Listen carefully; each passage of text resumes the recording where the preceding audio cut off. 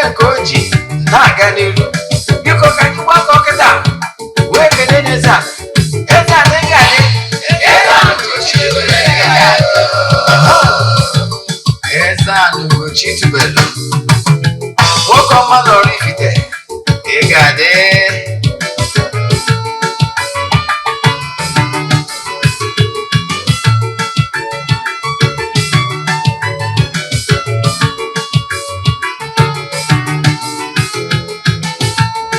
ọdịnala bụ eziokwu ọdịnala bụ ụzọ ndụ ị ma na o nwere olu na-eti mkpu na-asị ụmụ Igbo chigharịa ụmụ Igbo chigharịa kwa mbọsị ọ na-eti n'ụtụtụ n'abalị ọ nọ na nkụzi Eze-Ana ugochitubelu onye ọma na oraifite onye mgbasa ozi ọma ọdịnala gaba n'ihu Eze-Ana ugochitubelu onye mmadụ ji eme ọnụ ọdịnala bụ ụzọ ndụ gaba n'ihu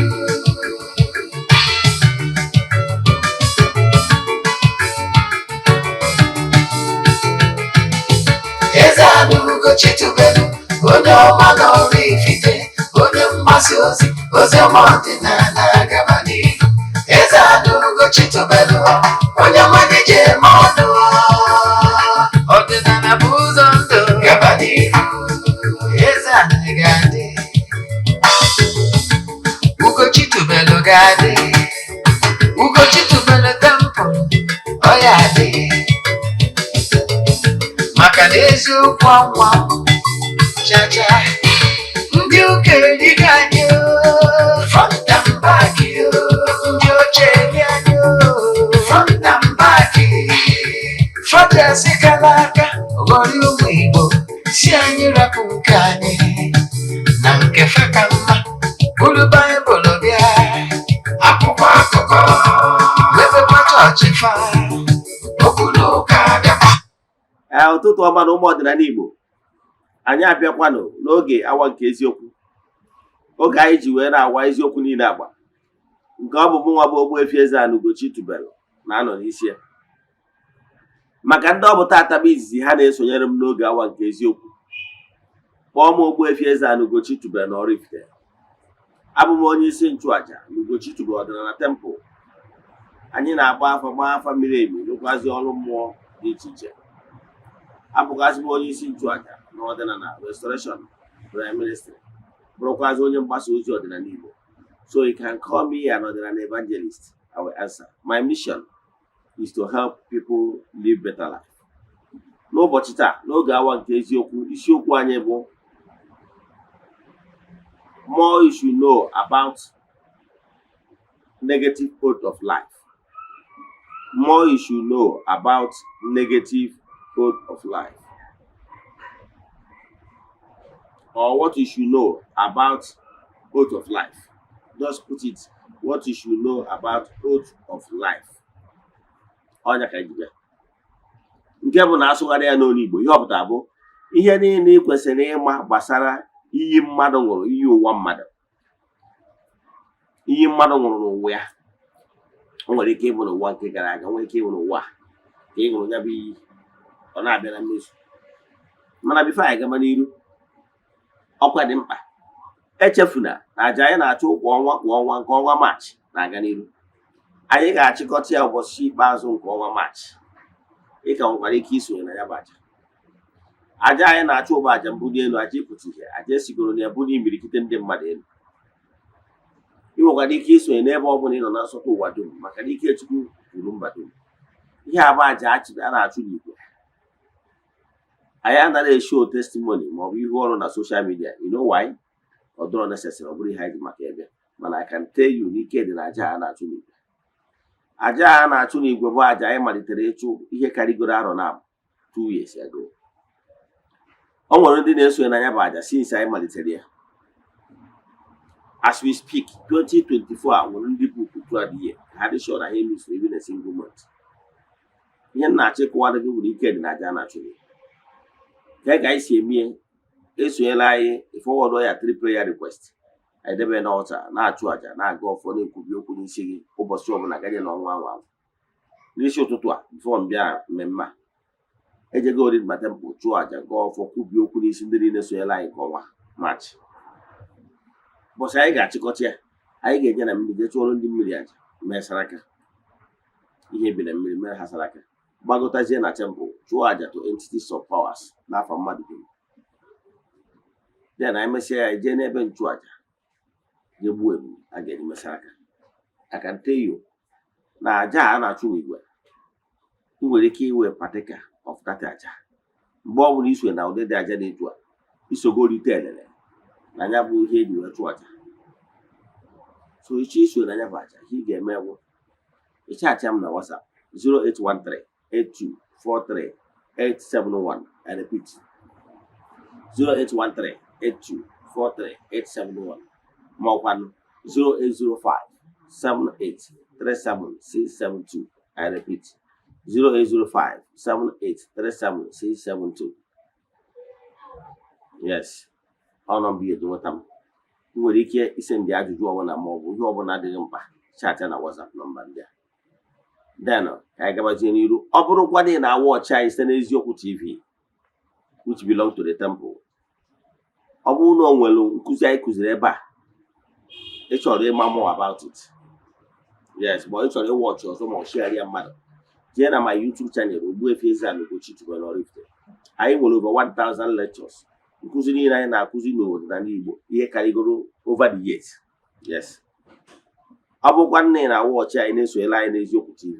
O nwere Nollywood movie ọbụla ịwọchịrị, yes, I will trending Nollywood movies in a trend now, like Sacrifice of Igbo Cha. You can watch on our YouTube channel. Ugochitubelu movie productions. I will follow Eziokwu great movies. You don't care by here watch one film they can Fleet of Ignorance. I have so many movies. Film one you watch in Eziokwu TV, then our channel say you watch on YouTube. More one Igbo movie, then Eziokwu TV Nollywood movies na YouTube you watch Brazil. Ka ị na-eme nke a na-esonyela anyị na our administration na-emetụ aka na share button. Ka ị na-eme nke a ka Chukwu Okike pụrụ ime ihe niile gọzie gị ma gọzibiga gị oke. Ka anyị bezie na nkụzi anyị ji bịa. Mma atara anyị na nkụzi a ịgbari etu ọ ga-esikwa onye ọbụla ghọta, jirikwazi asụsụ Igbo be anyị ka onye ọbụla wee ghọta ya nke ọma. Anyị kwuru na ọ bụ gịnị ihe gbasara ewu iyi ụwa mmadụ. Ejighị anyị na-anụ maka iyi ụwa, mana ana m achọ ịkọwara gị na-enwere iyi ụwa akpọrọ code of life. Gịnị bụ iyi ụwa? Nke bụ eziokwu ihe bụ ụzọ mata na ihe a m chọrọ ịkọwara gị bụ 1, mmalụ na ike riri okwu ọnụ, and mmalụ na ihe ọbụla ikwu n'ọnụ, talk is not cheap. Eziokwu na ọtụtụ ndị mmadụ amarọ, they just use words carelessly. They are using words carelessly, refusing to know now words is standing side by side with deeds. Ya mmadụ ga-esi na okwu ọnụ wee so ihe in creation. Mmadụ ga-echikwa omume deeds wee so ihe in creation. Ọnya ka iji wee jee n'akwụkwọ na Baịbụl. Ihe ji ekwu otu Baịbụl na esi n'ihe ma wee gbara ga-atụ ihe mara. Ọ sị ka unu ghara ịbụ ndị na-ekwu okwu barakata okwu, maka na ada na-achọ mmehie achọ ebe e nwere ụbarakata okwu. Ka ị bụrụ onye na-anụ anụ ị na-anụ ị na-digest. Ị bụrụ onye na-anụ anụ ị na-anụ okwu ị na-digest ya, na-contemplate ya, na-achịgharị ya n'ime obi gị. By ịda-achịgharị ya n'ime obi gị, you are condensing powers. Ọtụtụ n'ime ụlọ aghọtara how things work in creation. Ị kwesịrị ịma, ị kwesịrị ịbụ onye na-ekwu ọtụtụ okwu. Ị bụrụ onye na-ekwu ọtụtụ okwu abaghị n'ihe. Ịdị nnọọ ka empty symbols na-eme mpọka like empty drops. Mana eche conserve powers. Ịmụrụ na ike dị n'okwu a na-ekwu energy. Ịmụrụ mana ọ bụrụ na ị chọrọ conserve powers ọtụtụ ihe mmadụ gwa ụfọdụ ihe, don't be on a rush to respond immediately. Take what the person said inwards, contemplate it. By so doing, you are condensing powers. Ka i wee ghara ịda ada okwu, ka ọ ga-abụ ikwu okwu kwa dil. Ọnya kpatara na o nwere some spiritual areas ị ga-wee bịa ifu ka eti the signboard noiseless. You know why? Maka na e nwere ọtụtụ ndị mmadụ nọ n'ụdị ebe dị etu a, ụdị gadin dị etu a for meditation. O nwere ike ọ bụrụ ihe dịka angels field, ma ọ bụ ebe edoro nsọ, ma ọ ebe ewepụtalụ as quiet area. Ị nwere ike maka na ị nwere ike visit some great temples from many religious sects. Ị nwere ike mara enwena faint idea of ihe nna achịkọwara gị. Yes, a na-enwe silent zones. Ọnya kpatara na ịbịa n'okwu mmụọ, ọ na-adị secret. Atụrụ anya n'aka gị na ịbịa na ịga na-ekwu chọrọ. Ihe ị na-ediri mgbe ahụ nọ na sober mood. Ihe ị na-ediri mgbe ahụ echegharị uche ka ị ghara ikwu ọtụtụ okwu, maka na onye na-ekwu ọtụtụ okwu na okwu na-aghọ ya. Andọ ihe ọbụla i kwuru n'ọnụ ka eji ekpe gị ikpe. Ndị mmadụ aghọtara ihe ndị a. Ije na social media ifụ ka ndị mmadụ na-akpọ n'igbe ibe ha iyi na-ekwu careless talk. I know ndị mmadụ na social media na-achọ ka ha gaa viral, ma ọ bụ ka ha maka na ha chọrọ ego, mana ha mụrụ na ego ụwa data ego ahụ ịchọtara ego a ka ịchọtara ego a ị nwere ndụ. Ọtụtụ ndị mmadụ ka ha wee nweta ego a na-akwụ na social media, they are ready to, ha kpọrọ onwe ha content creators, they are ready to create rubbish. Ha nwere ike use foul languages, ha nwere ike ime ụlọtụ n'ọbụla ka ha wee nwee ike gaa viral. Maka na okwu dị mma adị aga viral, all negative things. Ọ bụrụ na m gawa Ogbuefi, etu a na-agwa gị ihe ị kwesịrị ịma if you really want to develop your spiritual strength. People will not like to share it. It will not go viral. Mana ọ bụrụ na m decide ya to ịgba ofu onye saga, ka ha kpọrọ ịgba saga, bido use with some foul language n'ebe mmadụ nọ, sịba asị megidebe mmadụ, ị na-achọ view, ndị mmadụ ga-eshi ya ọsịsọ. Ọnya ka m ji advise ndị niile sị na ha bụ content creators, please have something doing. Ya nwee something na-put food on your table. Let so-called content creating be a side hustle. Let it be a second option of what you are doing to earn a living. But ọ bụrụ na it depends solely on social media money, because the account is monetized, ọ ga na-eme gị mgbe ụfọdụ dị broke, and dị broke ahụ chọbazie ihe ị ga-eme ka ị wee gaa viral, ka ị wee nweta ego, whether good or bad. Echefukwana na ihe ọbụla na mmadụ kwuru n'ọnụ a na omume mmadụ ka eji ekpe ya ikpe. Some of these things, some of you na agbagharịrị from one spiritualist to another, from one dibia to one pastor, is as a result of what you have sown in creation. I keep quoting it, Galatians 6:7. God can never be mocked. Whatever you sow is what you reap. Ihe ọbụla i kwuru n'ọnụ a ga-eji ekpe gị ikpe. Decision ọbụla i take by action a ga-eji ekpe gị ikpe. And e nwere ike ekpesịa gị ikpe na mmụọ mkpe ama gị. Ị na-emezi ihe, ị na-enwe setback, ị na-enwe ntaramahụhụ dị because of what you have sown in creation. By then, ị chọwa onye ị ga-eblame. Ị nwere ike si na ya uncle, ị nwere ike obi ndị ichie nọ na be nna gị ekori akụkụ si na ọnya na bibia setback. Ọ bụrụ ya, kebe isiokwu bụ na what you don't deserve cannot continue. Mana ihe na-emeta anyị bụ mmadụ bụ na ị na-ajudge based on this mgbe iji malụ. mana ị mara na no single soul nọ on earth now is here for the first time. Ya nere nkụzi gbasara reincarnation. No single soul is here for the first time. Even if you're a small toddler, it's just old soul in young body. I'm not going to be able mana na achịkọwara gị ike dị n'okwu ọnụ. Elota bụ mgbe anyị na-eje ụka Rom. Maka na okpukpere ọbụla kwenyere na ihe onye metara ya bụ. Marụkwanụ okpukpe ọbụla na okpukpere ọbụla kwetara na mmadụ na-emehie site n'okwu ọnụ. Na mmadụ na-emehie site n'omume. Ọnya kpatara ụmụnne anyị kama na ihe na-ebute ọtụtụ ndị mmadụ bụ na ha na-eclaim na ha belong to one religious sect or the other, mana ha bụ active members. Aṅụ na ngwọ na nkwụ na-abịa. Ụmụnne anyị ndị na-eti isi na ha chi ikpe ekpere whenever they want to present themselves before the throne of grace, communicate with ụmụ mmụọ. Ife ha ga-eme ha ga-ebu ụzọ weta mmiri wee saa irufa. Wee mmiri n'ọnụ wee gbucha ọnụ nke ọbụla o kwutere n'ọnụ.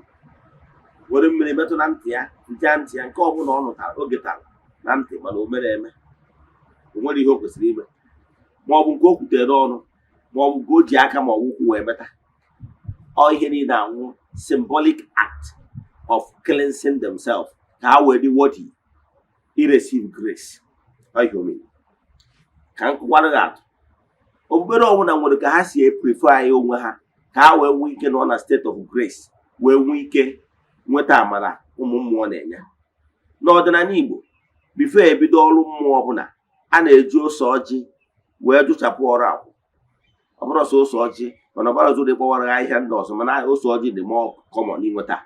A na-eji ose ọjị wee jụchaa ahụ gị ịghọtara ya mee n'isi ugboro 4 iji wee jụchapụ ọrụ akwụ ụtụ ka ị wee dị worthy you receive blessings from the gods. Ịghọtara ya? Ka mmakwara gị atụ ka m werekwa Christian religion gbaalụ gị. Ndị ma nkụzi mma na nna like ihe ọmụmatụ. Ihe nji ama atụ bụ na ichefuo ihe nkwucheta ihe mma na ị na-ege ntị.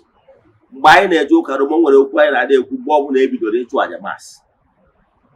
Ebe ihe a na-ekwu sị ekwupụta ngwa Chineke ji ike niile.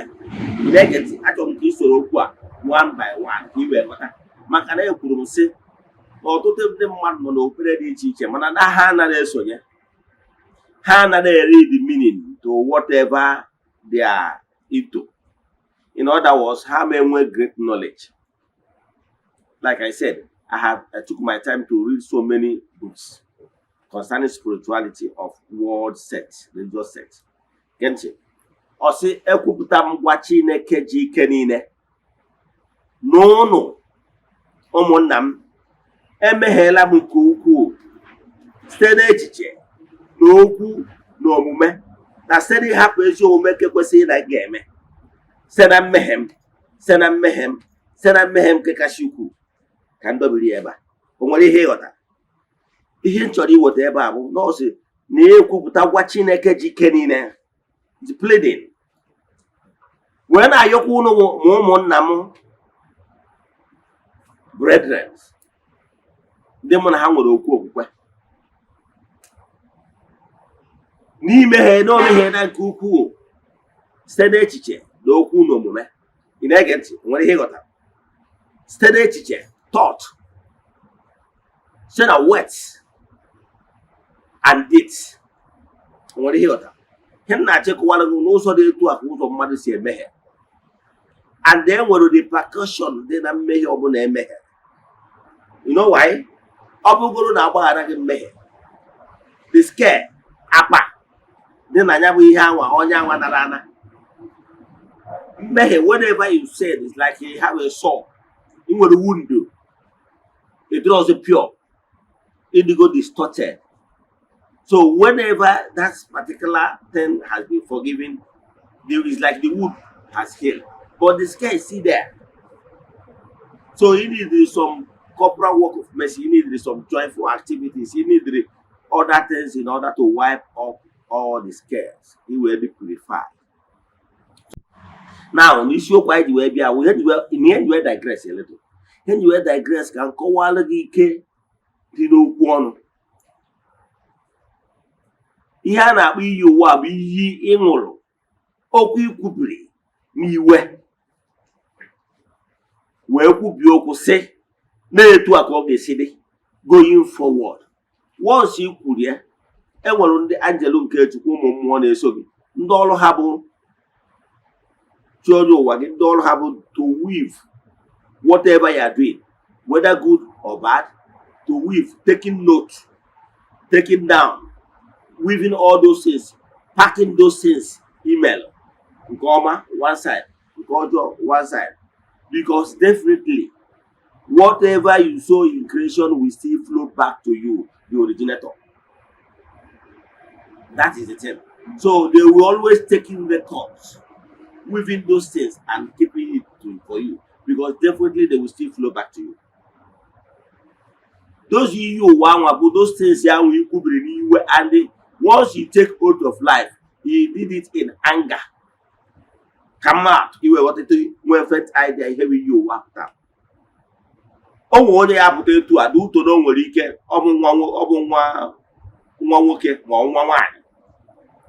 O wee sị na sinsi na ya bụ nwatakịrị nwaanyị n'ụwa ọzọ ya na ụmụ nwoke na-eri alafia.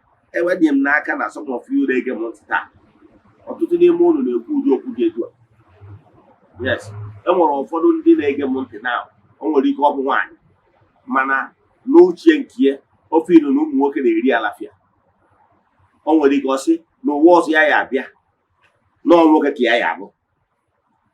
O nwere ihe kpatara o ji wee kwuo ụdị okwu a. Ihe kpatara o ji wee kwuo ụdị okwu a nwere ike ịbụ na mwute. O nwere ike ofe iluo na ebumnobi ya agachara etu o si wee che.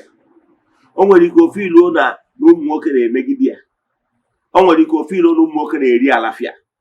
Then out of that anger, o kwuo ya bụ nwaanyị ka ihe na-ekwu ya nwaanyị. Ọ sị na ụwa ọzọ ya abịa na ya chọrọ ịbụ nwoke. O kwuru na uche nke iche na commonwealth. No, but the entities of powers are taking down note of those decisions and declarations you made. So don't be in a hurry to make some certain declaration. Maka ọ bụrụ na nkịtị na-abụ. O nwere nwaanyị ka mmakwa atụ ọzọ ihe bụ iyo. Nwa agbọghọbịa nwere ike ịnọ ọnụọ di, nụta di ya,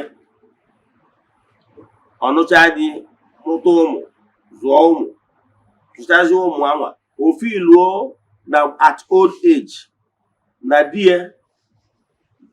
ya favor ya na ọ nụrụ ya bụ di mana ọsọ afụfụ ka ọ na-ata gị dịka gị nwa na-ege m ntị ka isi eche n'obi gị na efe iluru na di nụrụ na ide enweta ihe ị chọrọ na ya bụ di. Ife iluzie na di gị nụrụ ka ejiri gị. Ife iruo na di gị nụrụ na ọbụkwa na ị nụrụ di n'ịka eme some exploit, n'ike ede ude, n'ike eji obodo oyibo, n'ike eme nke a, n'ike eme nke a, na ọ dị ihe nụrụ owu ihe gbochiri gị. I wee sị na ụwa ọzọ ị ya abịakwa tigbakwa ọkụ. Ikwuri out of anger, ikwuri out of frustration, ikwuri out of n'ife ilu n'iwe na ife ilu na di nụrụ ka ejiri gị ime ịnọ ebe ị kwesịrị ịnọ. Therefore, out of anger, ikwu onye bụ declaration. And mgbe ọ bụla ị na-ekwu those things, all decree ka ị mere that thing, ị nwere idea, ị nwere mkpebi ṅụọ iyi na-etu a ka ọ ga-esi dị. The entities of powers, ndị na-eso gị, ndị ọ bụ ọrụ ha take note of down of ihe email nke ọma na nke ọjọọ, they will still jot it down that this is your declaration. The same thing ka ọ ya nwoke fukwa nwaanyị nwere ike ọ tara afụ sụcha ụmụ efevọrọ ya. Nwere ọdụ nwa ya na-ajụ ya nwa ọkụ ka na-ele gị ole. Nwere nwa ya fevọrọ ya, ọ sị gịnị na ụwa ọzọ ya pụtara nwere ihe ya ji nwa eme na ọsịcha bichara onwe ya ndụ ya eme. O nwere ndị na-ekwu ihe na-etu a because of pain. Ifu bụrụ nwaanyị tara afụ sụcha ụmụazị deghara ya anya kọrọ ọzọ jewala. O nwere ndị nọ na BP taa maka ihe wrong plan, mee wrong plan, nọ na ọ tara afụfụ mara ofu akwa na-eleke ya n'ukwu, o buru ọnụ deny onwe some certain enjoyment, buru ọnụ na-azụ ụmụ na-ehe okwu na ụmụ ya enekwu ya na nka. O ruo na nka onye ọbụla kọrọ si ụzọ ọzọ. Nke nwoke nwere ike n'otu nwaanyị jewala, nke nwaanyị anụ ofu jewala onwe ya ebe sọrọ ya nọ. nwaanyị anọ na-eri arịrị ụmụ efevọrọ ya so ọsịzie kere the essence na ya tara afọ sụcha ihe a niile ha niile bụrụ banza. O nwere medical doctor ya na agbaghị learned medical doctor mma na Abuja mma akpọ names maka mkpọ names o nwere ndị m ya mana Abuja amaara m mgbe m na Abuja. Yes, she's from Imo State, a qualified medical doctor. She's living large. Amaara m ya mgbe ọ ka dị ihe dịka ebe 42 years then. She living large. O nwere ụlọ nke aka ya na Abuja. Mana ya na onwe ya sịrị na enwere ihe ejide eme dị gbakwa ọkụ. Maybe because of early experiences from adolescent to adulthood. Or see no nwere ihe dị ejide eme. Yes. She's living large. Sometimes onye m ọfụma na-esokwu ya na Facebook then. Sometimes ya afọ etu OJAA. If you are a picture, then one on sometimes to take a vacation. If you are one country, one go to all the life fortune even any angle. What do you hold it here? You tell ya? You are the mail both at that time on here. I'm always in Macanam because I was going to contact her for a while now. That time you on the mail only at about 42 years. Only you can what I carry less than 30 years. Or baby. You tell ya? Or they take it out and so many and so on and so forth. Mana Luciedi, the mother, very beautiful lady. Ena, or interested. All here, Media, or where me would maybe they too. Or interested. So I'm check one some of those decisions is out of pain. And the Omero Ihena Dile no one take a okwi puru go ma ọ bụ okwu ikwuru n'oge iwe ọ na-adị broadly written down in the spiritual realm. So mind is west ị na-ekwu especially mgbe ị nọ n'iwe maka na okwu abụrụ okwu efu etu a ka ọ dịbụ ụfọdụ ndị mma na-anọkịta kọsụọ nwa ha maọbụ kọsụọ di ha ma ọ nwunye ha n'iwe ịkọsụ ha na ya okwu ahụ ikwuru n'iwe na-abịa na mmezu ka mmadụ atụ o nwere ofu nwa anụmanụ ya akpa afa onye be anyị ka ọ mkpa ha n'afịa ndị onye ọbụla bụ onye be anyị ya anụgo maka the man onye great dibia n'oge nke ya na-ege ntị ịma na that olden days ichi fada adịrọ common ịghọtara ya so nyewa na onwe dị ụtọ n'ọbụ dibia kara aka yawa na onwe ya na-afụta ya n'ọbụ ihe adabara adaba maka na o nwere ụdị ọkpara ya ọ na-eme expect na ọ dị ọkpara ya ga-anọchi n'ihu mmụọ ya. Dị ọkpara ya bụ onye ọ na-ehu okwu na mmụọ kpọrọ okwu ga-anọchi anya ya afta nyanwa. Dị ọkpara ya na-arụ ọrụ aka at them megide before you know it ọ sị na ọ chọrọ ije ịba seminarị ndị ya na-echi si na nke a ama emekwa nwa egbe ya nkịtị na-agụrụ onwe ya akwụkwọ seminarị ọ na-agụ. Ụbọchị a na-echi edikin ife echi edikin ka esi ndị majlis man ṅụrụ iyi wee sị na ya ama dị ndụ nwa ya echie fada. Ị na-ege ntị nwe ihe na-aghọta na ya ama dị ndụ nwa ya echie fada maka na ọ pụtara ya as wrong decision from nwa ya ụbọchị na ọ ma dị ndụ ome. Ndị niile bụ ndị be anyị mara nkụda mana ka m na-agwa gị ihe a nke bụ eziokwu bụ na bifo a na-echi nwa ya gbaa a na-echi nwa ya dikin ịma na ọ bụ na Catholic Church echi ga anaghị dikin ịmara na within 6 months so na ndị agha echi fada ịmana bọsị a na-eme ka echie bifo echie that dikin ahụ dị manụ today as we speak nwa ya abụrụ ebe fada ịghọtara ya mana ọ bụrụ ebe fada mana onye ọbụla mana agwụ mara ụmụ ya nwa ebe fada. And if you ask me I will say na ọ bụrụ na nwa ya nwa maka na onye agwụ even na asị na ọwụ debe fada na mma na ọ bụrụ na ọ nọchiri obi nne ya ọ ga-ede ude karịa etu ọnọdụ ya ọ nọ na chọọ m ịgafe a mana ihe na-achọ ịkọwalụ gị bụ na n'okwu a nwanne ya kwuru ka m chọrọ iweta aka achọghị m ka njebe something dị personal n'ebe ya were wefere nọ mana ihe na-achọ ịkọwalụ n'okwu nne ya kwuru ịfụrụ ka nne ya si wee ṅụọ ya bụ iyi edetuorie ya ama ọmame ọ dọrọ ndụ echie nwa ya fada ịghọtara ya gịnị ka m na-achọ iweta na okwu ọnụ ike dị n'okwu ọnụ ama nna gị nwa na-ege ntị nwere similar experiences inwegoro ma ọ bụ ịnụgoro ebe mmadụ kwucha wee ṅụọ iyi si na ihe a ma emenata na ya ma dị ndụ ome and ya bụ ihe ọ dịrọ ndụ ya ihe mee ọ iyi ya ṅụrụ aṅụ na iyi akwara akwa so gịnị ka m na-ekwu ọ nwekwara ọtụtụ ndị kwuru okwu dị aṅaa ṅụọ iyi dị aṅaa ihe a ha kwuru mee gịnị ka m na-ekwu maka ya mind what you say. Don't say anything in anger. Dịka m si kọwaa na mbido adịghị achọ mmeghachi ebe a na-ekwu ụbarakata okwu mgbe ọbụla ịnọ iwe ma ọ bụ mmadụ gwawa okwu dị aṅaa chigharịa ya n'ime obi gị mgbe ahụ ị na-achịgharị ya ị na-condense more power.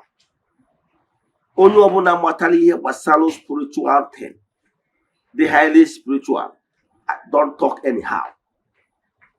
Ịfụgha na onye anwa ya awọpụta ọsụ na onwere ihe ị ga-eme na nke anyaba isi onwere ihe ọ pastara ezigbo onye pastara ihe bụ ụbọchị anwa ị na-agwa ya ụfọdụ okwu ụfọdụ ọkpa ihe ọ ya eme dị ya n'obi ọ ga-ebu ụzọ take that thing ịgwara ya contemplate ya n'ime obi ya wee condense ya with power then ọchị art ya decisively mana ife onye agha okwu etu ile a na-agbakọ ile ụkpaka nwere ihe ọ pasara. O nwere akụkọ nna m kọrọ m mgbe ahụ n'ọhịa merugbo ka m na-ajụ ya gịnị kpatara egbe ji ebu ọkụkọ. O wee sị na mgbe burugbo na nwa egbe ga-ebute nwa ọbagwu nwa ọbagwu nwa anụmanụ o gburu wee jekwu nne ya wee sị nne ya nekwa nwa ihe ya butere. Ajụjụ nne ya jụrụ ya bụ anụmanụ yi butere nwa ya kedu ihe o mere ọ fụrụ gị mgbe i gburu nwa ya. Nwa egbe sị nne ya yes na ọ fụrụ ya. O wee jụọ ya sị ya anụmanụ yi gburu nwa ya ọbagwu yi gburu nwa ya kedu ihe ọbagwu mere mgbe i gburu nwa ya. O wee sị ya na ọbagwu enwekwa ihe o mere ọbagwu ofu ya na anya gba ya nkịtị ya bụrụ nwa ya. O wee sị ya na amara uche onye jina ya bụrụ nwa ọbagwu a megịnị uche ya adịghị ya azụ. Etu a ka nwa egbe si wee bụrụ nwa ọbagwu uche ya azụ. Onye akpatara na nwa egbe adịghị egbu ọbagwu. O wee gbadatakwa wee fụ nwa ọkụkọ nwa sịsị ọkụkọ anyị na-akpọ ya ure ma mọm ihe na-akpọ ya. O wee fụ nwa sịsị ọkụkọ those old ọkụkọ those small chicks. O wee buru ya ma ọ na-achọ ka o buru ọkụkọ fịa tie make a loudest noise chụọ ya egbe dọjigharịa bụrụ nwa ya narị ya wee jegosi mma ya. Ọ sị mma ya na ya butere nwa ọkụkọ. Nne ya wee jụọ ya nne ọkụkọ a ọ fụrụ mgbe i gburu nwa ya. Ọ sị ya yes na ọ fụrụ ya. Ọ sị ya kere ihe o mere. Ọ sị ya na ọ chụrụ ya chụgharịa ebe ile dị iche tie mkpu dị iche iche mana ya dọjiri ya wee bụrụ nwa adarị ya. Ọ sị oke ngwa gị rie ya na nne ya emeghị ihe o kwesịrị ime na o mere ihe niile dị highest o nwere ime na o meghị. O nwere ihe ịghọta. Ihe nghọta dị na ya bụ na mgbe ị na-eti mkpu onye afụgo ka ha ọ malụgo ebe isi abịa mana ị bụrụ onye a silent person. Ana m agwa ndị mmadụ o nwere ike mmadụ emejọ gị n'ịbụ aka ji ọfụ n'ịbụ eze mmụọ ị nidiri ime kiwe noise. Ihe ị ga-eme condensity ya heart chigharịa ya jee kọsalụ mmụọ. Ịkọsalụ mmụọ anwa ibi na onye anwa ibujere kesi ya amụrụ ka isi kwado mgbe ahụ ị gbara nkịtị ọ ga-ewe gị n'ịbụ nwa ọkụkọ. O jegodo ịkwadoru o jee chọọ katapọt che n'ọnwụ ọkụkọ ma ọwụ nwa nnụnụ ka ewu. Ịghọtara ya? Maka ọmụrụ ka isi kwado ịdị too calm oche na n'ọnwụ ọkụkọ ọ ya awụ mee etu a ọgba nkịtị o jee kwado yuzuo katapọt, mana ụbọchị ọ ya afụ ihe shọkụrụ ya bụ ụbọchị ọ ya afụsị gị wee ghere ewu nwa nza, ọ gbazie katapọtụ anwa ọfụ na ọbara na onwere ife na-eme, ihe ọ ga-eme ọ lachapụ ọsọ nnari. Ịghọtara ya? Mana ọ bụrụ na iji egwe ya na-ewe agụ, ọ kwado akwado bụrụ AK-47 kwadoro ga-akwado na-ewe agụ. Mana ọ bụrụ na onye ahụ ọdaestimetri gị bee nkịtị, ọ bụrụ ka isi kwado isi na-azụ wee na-arụ ya njin. Onye ọbụla great man don toast. Ịghọtara ihe na-ekwu? So gị nwa abụ na onye na-ekwu okwu ịda n'anya isi, ịda na-ekwu okwu enyi ha mmadụ kpasugoro gị iwe ijiri iwe wee kwuo okwu, maka ijiri iwe kwuo okwu imebie ihe. Onye bata ndị Igbo ji asị na okwu ekwuru that day bie that day, ọ bụrụ na ọ makarịrị ọjọ karịa. So ịgba nkịtị digest ya maka na asị na-ebu na na-azụ ọbịa. So ke ihe na-achịkọwa na nkụzi taa, ihe gbasara iyi ụwa ka anyị kwuru maka ya. Ịda na-eteki decision in a hurry. Mmadụ mejọọ gị ịda na-aṅụ iyi na-eti aka n'ala na ịma adị ndụ ome na ịma adị ndụ ome, ikwukwana ya. Ekwukwana okwu dị aṅaa n'iwe, ma ọ bụ kwuo okwu ya emegide gị nwa ma okwu ya emegide onye ọzọ. Always digest before you act. So kedu ihe ya aghọtara ihe gbasara iyi ụwa? Iyi ụwa bụ ihe ị ṅụrụ n'ụwa mbụ gị na-enye nsogbu.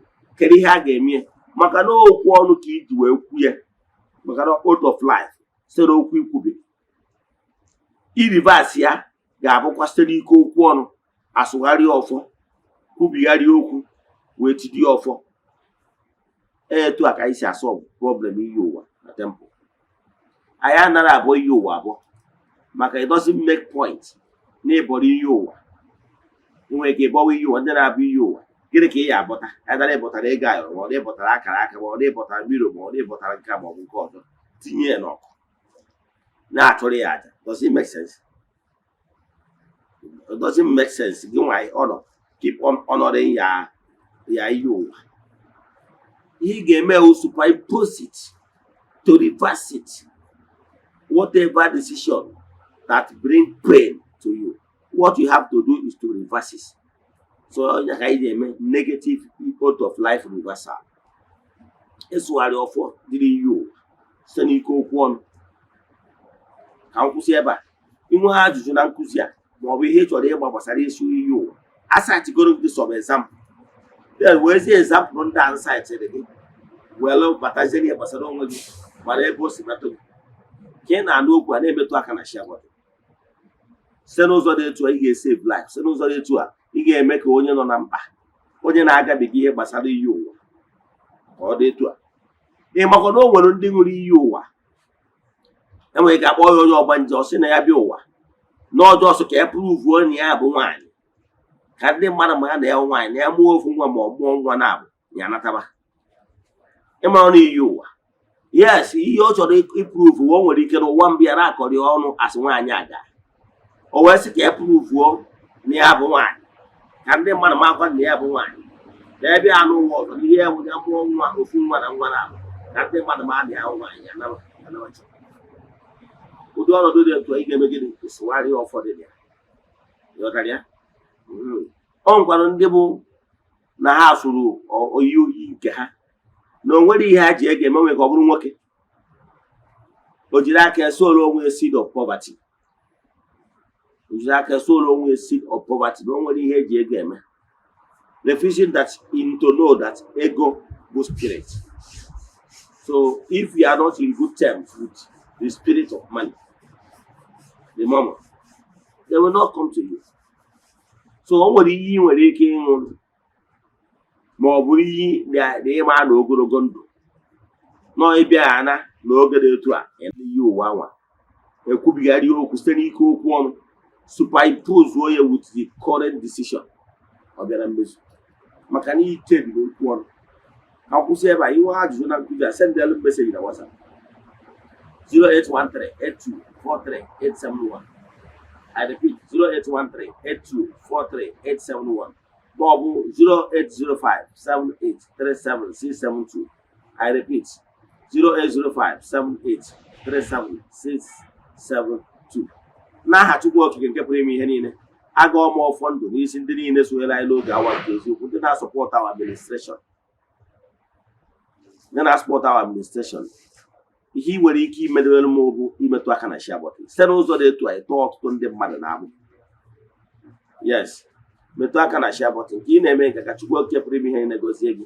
Agụọ m ọfọ ndụ n'isi ndị friends of the temple, the children of the temple, ya nakwazi ndị eji temple anyị na ndị ihe anyị na-eme na-amasị, ndị na-esonyere anyị na administration. A sị na ọmaka ga-emere ụnụ. A sị m na ụnụ ga-ejere obodo na ụnụ ga-anakwaziri obodo. A sị m na onye na-achụ ụnụ ga-ada. A sị m onye sị na ụnụ ga-adị mma na onye a ga-adị mma, mana onye sị na ụnụ ama adị mma na onye ama ndata mma tiri ụwa agwụ. A sị m na ọnwụ ike anyị egbu ụnụ, na ndị amoosu anyị egbuwe ụnụ. Ndị ilo na-asị ndị kwuru na anya ukwu na ha bụ ihe nwazichi ịbụba ọ ya atọ ha n'ahụ, maka na ejiri ọnwụ adịba eme mgbọrọ. A sị m na ụnụ ga-adịcha ndụ ka isi awọ na ọ na-abụ azụ isi ka azụ ọ na osimiri. A sị m ihe unu ga-eri ya bịa, ihe eri uru abịakwana. N'aha Chukwu Okike nke pụrụ ime ihe niile, ike na-esi n'aka ya bịa. Ịchụ aja na-emecha na ọya epu ome ka ọ dị n'echi niile. Daalụ. A sị m na ọ bụrụ na ọnwụ egburu ọjọọ ji wee chụọ aja na-emecha na ọya epu ome ka ọ dịkwa echi niile n'oge awa nke eziokwu. Udo dịrị ụnụ.